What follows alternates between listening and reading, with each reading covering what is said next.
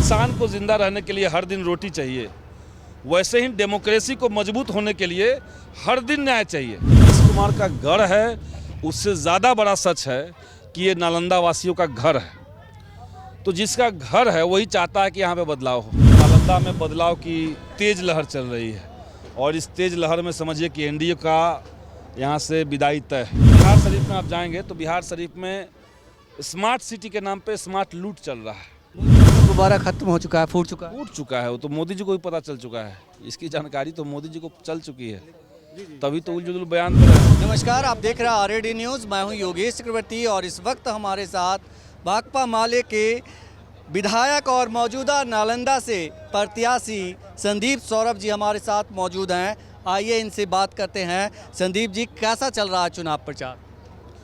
ज़बरदस्त चल रहा है, ज़बरदस्त समर्थन, प्यार और सहयोग आम जनता का मिल रहा है। खास करके युवाओं के अंदर एक बहुत उत्साह है यहाँ पे, और नालंदा में बदलाव की तेज़ लहर चल रही है और इस तेज़ लहर में समझिए कि एनडीए का यहाँ से विदाई तय है। आप पिछले तकरीबन एक महीने से ज़्यादा वक्त से घूम रहे हैं नालंदा की धरती पर। ये बताइए कि क्या कुछ कमियां नज़र आई? कहा जाता है कि ये नीतीश कुमार का गढ़ है, यहाँ उन्होंने पूरी विकास ताकत झोंक दी है विकास करने। देखिए, विकास तो ऊपर से फिटफाट है, लेकिन गांव के इलाके में आप जाकर के देखिए, कई गांवों में आपको सड़कें दुरुस्त नहीं मिलेंगी, सड़कें ख़राब है, वो तो अलग चीज़ है। लेकिन गरीबी जैसे बिहार के बाकी जगह पे है वैसे यहाँ पे है, नल जल का संकट जैसे बाकी जगह पे है वैसे यहाँ पे भी है, स्कूलों का संकट जैसे बाकी जगह पे वैसे यहाँ भी है। तो 17 साल से माननीय मुख्यमंत्री बिहार के मुखिया रहें और 17 साल में भी आपने लोगों की आमदनी अगर आपने नहीं बढ़ाया, आपने उनका जीवन का रहन सहन का जो लेवल था उसको ऊपर नहीं उठाया, तो आपकी विफलता है।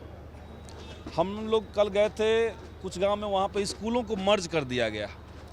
बड़ा गांव है लेकिन वहाँ का स्कूल दूसरे गांव में भेज दिया गया। तो ये तो इस तरह की नीतियाँ बनती गई। बगल में आप चले जाइए राजगीर, वहाँ एक जगह है उसका नाम है विस्थापित। आयुध फैक्ट्री बना वहाँ पे। आयुध फैक्ट्री में जिस जगह पे बनाया गया वहाँ के लोगों को वहाँ से हटा के दूसरी जगह फेंक दिया गया, और जहाँ उनको रखा गया उनको ना तो कोई सुविधा दी गई। अभी 2 दिन बारिश हो जाए तो सबका घर टापू बन जाएगा। हम लोग वहाँ दौरा किए, कोई इंतज़ाम नहीं, उनका घर चला गया, उनका सब खेती बाड़ी चली गई, लेकिन इनके लिए कोई रोज़गार का इंतज़ाम नहीं। तो न्याय तो ज़रूरी है।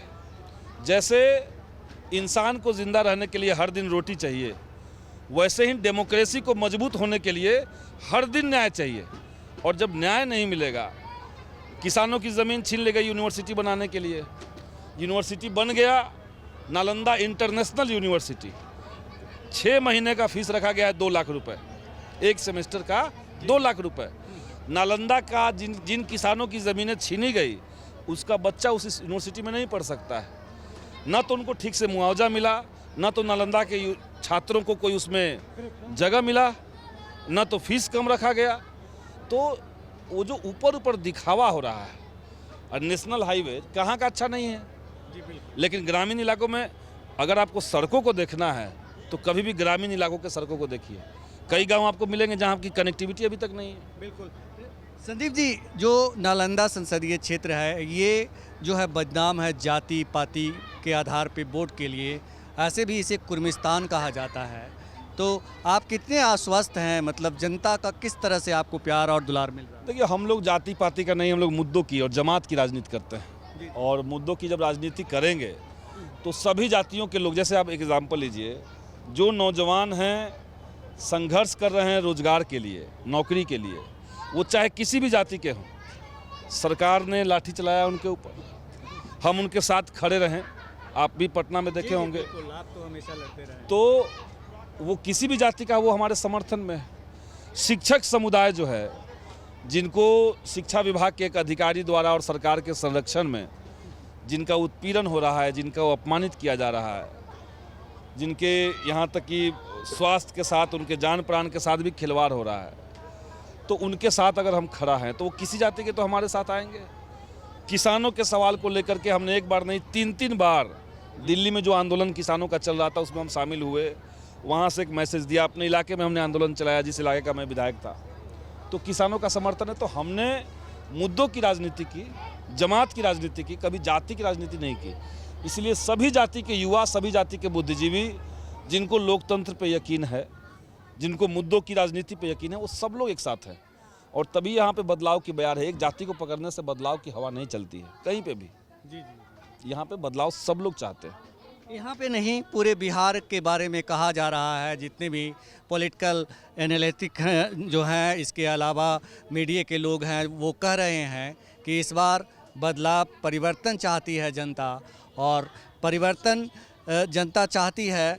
आप जब घूम रहे हैं तो आपको ये बुझा रहा है कि इस बार सचमुच जो है वो मिथ टूट जाएगा कि नीतीश कुमार का गढ़ है ये? निश्चित तौर से देखिए, नीतीश कुमार का गढ़ है, उससे ज़्यादा बड़ा सच है कि ये नालंदा वासियों का घर है। तो जिसका घर है वही चाहता है कि यहाँ पे बदलाव हो। 15 साल से यहाँ के लोग तैयार, मैंने उम्मीद पाले हुए थे कि हमारा सांसद अब तो मुंह खोलेंगे, अब तो मुंह खोलेंगे। मुंह ही नहीं खोले, एक शब्द नहीं कहा उन्होंने संसद के अंदर। आधे इलाकों में जनता उनको पहचान नहीं रही है, तो कैसे होगा? तो बदलाव लोग चाहते हैं, किसी का घर नहीं होता है।